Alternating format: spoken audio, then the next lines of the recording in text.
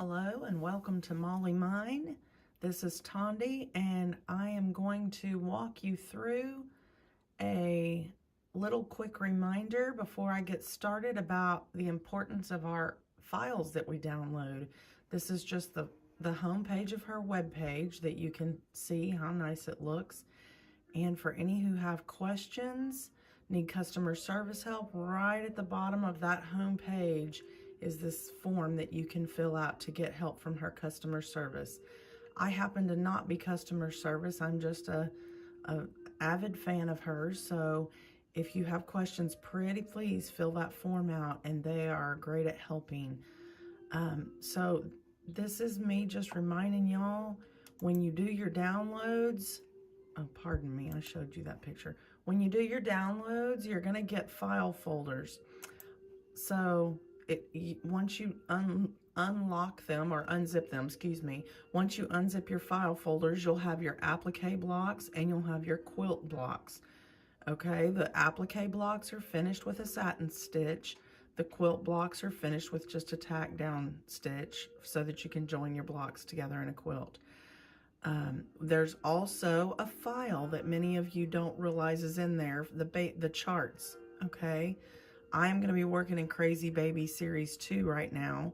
So it says Series 2 charts. So I'm going to open that. Excuse me if I can get it open. And I know that the block that I want is down in part 5. So once you open your charts, this is where you're going to get your step-by-step files.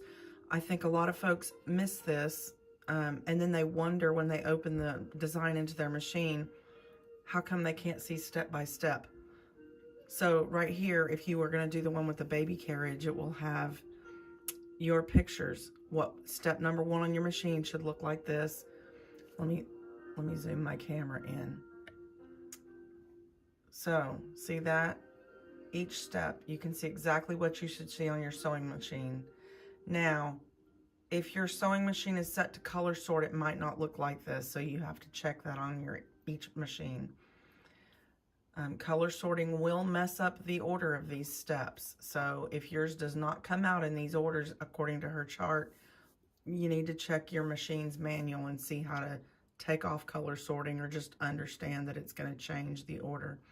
So here's your step-by-step, and right under that, if you keep scrolling, here's where you see your picture. Each step shows you a picture by picture of what that's going to look like.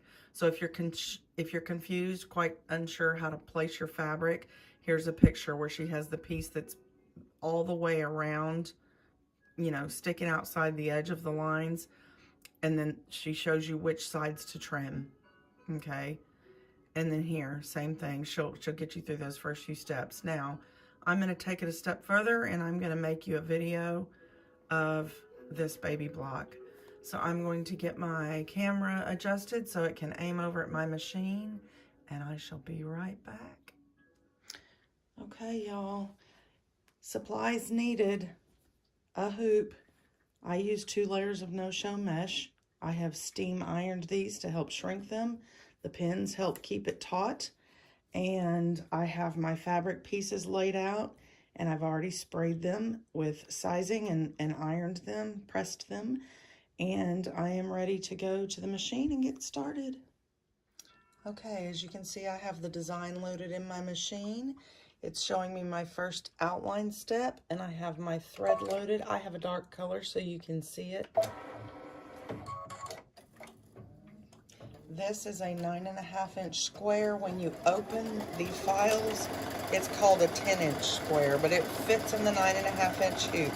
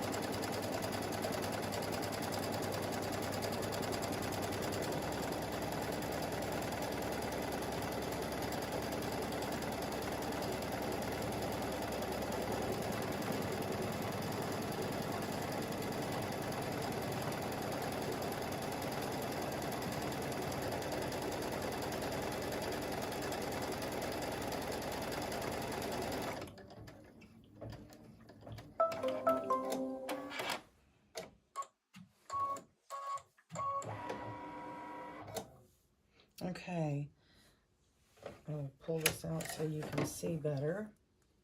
As you can see, it has stitched out the outline of the entire picture, all the outlines of all the pieces, but we're not going to put them all down, of course, at first. So my next step is showing me right where it's going to go. Plus, you can turn over and open your PDF files and look and see exactly where it's going to show you. But it's showing me that the next piece is going to be this big middle piece. As you can see, I have placed my piece of fabric that more than covers that outline of the shape that it shows me. And I am going to let it do the tack down.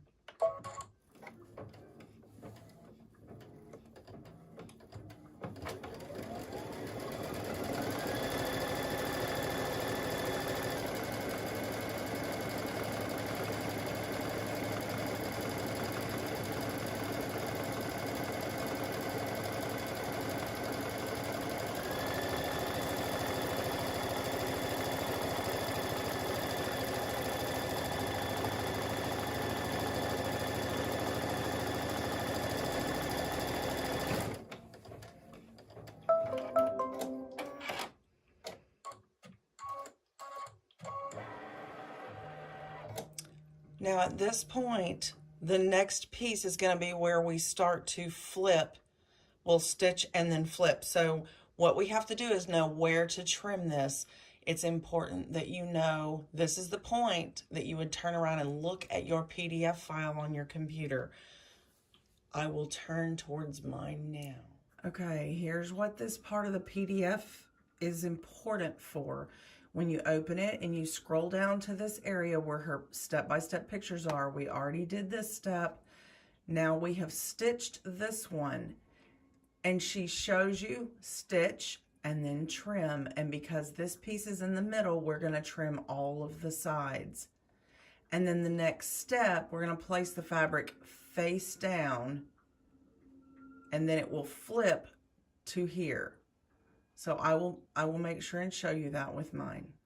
Once again, this is before I trim it, okay? And I'm going to trim very close on all of these sides. Okay, as you can see, I have trimmed all the way around on all sides. That is because this is in the center. If it was on the edge, I would need to leave my edge piece long enough that you can have it go into your seam allowance.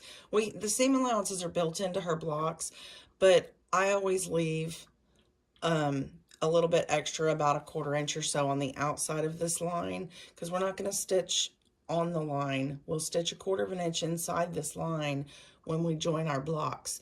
But some people like to leave a 1/2 inch outside this line right here. It's up to you. No quilt police, y'all. Okay. This is the stitch line right here. So I'm going to take my fabric and lay it face down. This has to be big enough to stitch face down here, and then we're going to be flipping it this way after that stitch line. So it has to be big enough once it flips to cover this whole area. So right now, we'll have our hoop in our machine. I will be lining my fabric up face down with this bottom edge, okay? And actually, yes, that's right.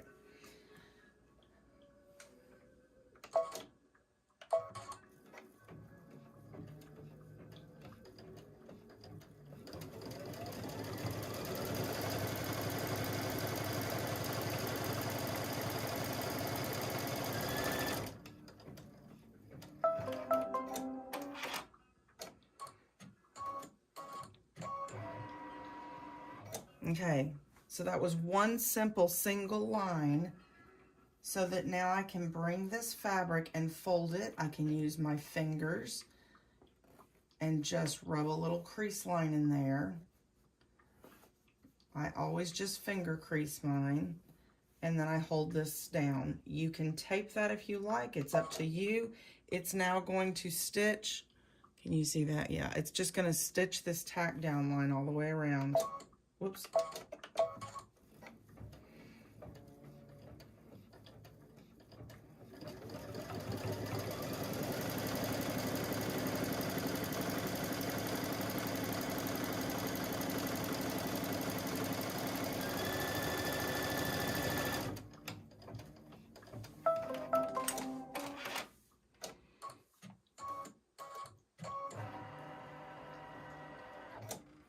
Okay, here's where you'll take just the hoop off the machine.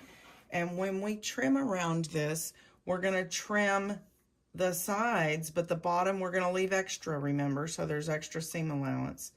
So I'll do my trimming. Okay, see how I've done that? Clean here, and I left me a tail right here. Okay, and back in the machine we go to do the next piece. And then pick your fabric, and she's bringing us up here to this corner next, so we'll go pick our fabric for that corner. Okay, here's the same thing. It's face down and lined up with that line. And I'm gonna let it stitch.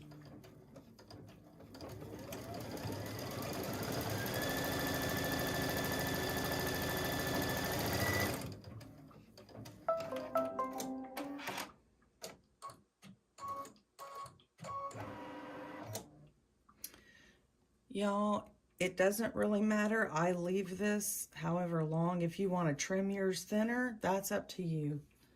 Okay.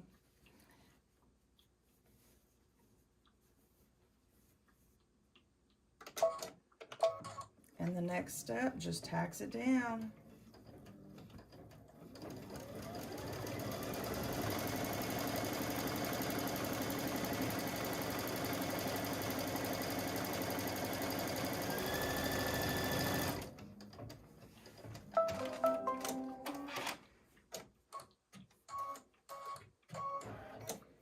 Okay, time to trim this one. Okay, see how that looks? I made sure to leave extra on the corner. All right, down to the next step. Okay, I have my piece face down. Y'all, when it's a big corner like this, I'm usually pretty excessive on getting my fabric way bigger than I need. Because if you do it once and you fold it and it wasn't enough, yeah, it can be, you just gotta pick it out and start again. But sometimes it sure can be a pain when we accidentally pick one that's not big enough.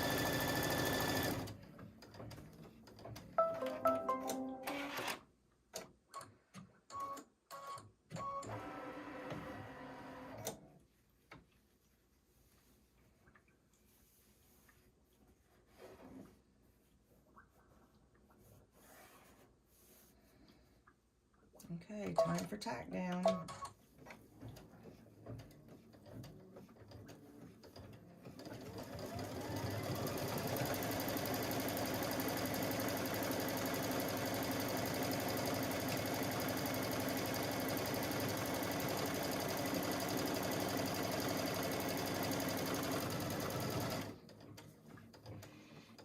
Okay, I'll get it trimmed up. Okay, here's the next piece.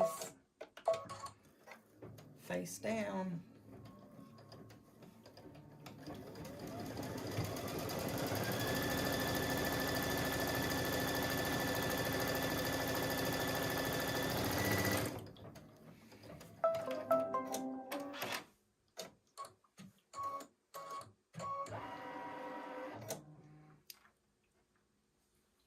Y'all, I hope this is straightforward.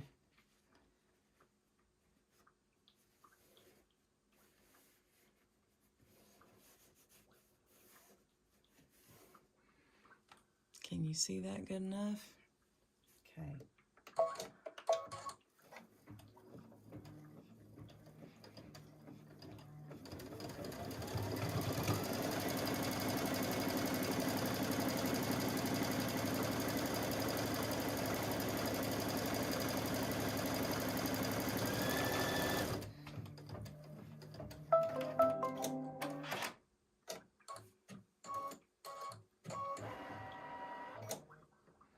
Okay, time to trim.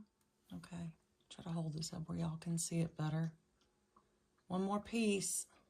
All right, y'all, this one's gonna be cutting it really close for me. I think I have enough.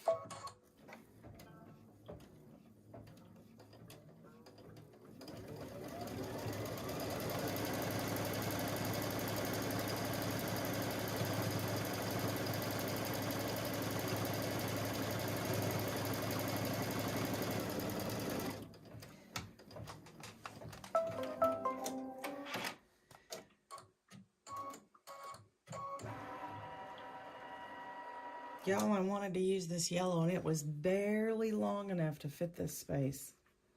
I'm pretty sure it's going to cover it, but just barely.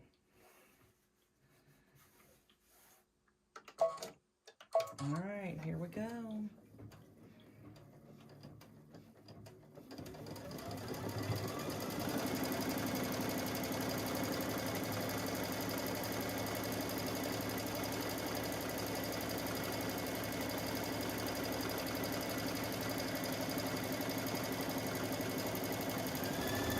Woo! Yep, it worked. It worked. Look at this. I'll pull this out here and show y'all. Ooh, look how tight that is. I just barely had enough in that corner. Okay, I'm going to trim this up and then we'll be ready for embroidery steps. Okay, now that all of our pieces are tacked down and trimmed, the next step that you'll see is a solid tack down around the outside, all the way around, to just hold everything in place really good.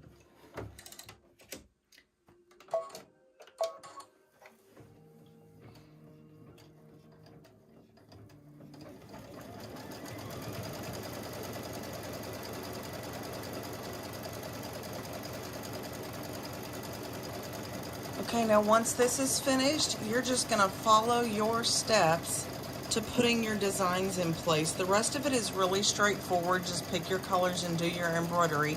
I hope this helps you all to see the stitch and flip and how simple it is. I hope you enjoy the embroidery process. And when all is said and done, I'll show you a final product once all my embroidery is on. Y'all, I hope you have a wonderful time. I'll see you in a bit. Hey everybody, I finished. I know it'll probably look reversed for y'all because I've got my camera facing this way, but there it is. I hope you guys had fun getting this embroidery done, and that's your new, the stitch and flip version. Hope it helps everybody. Bye.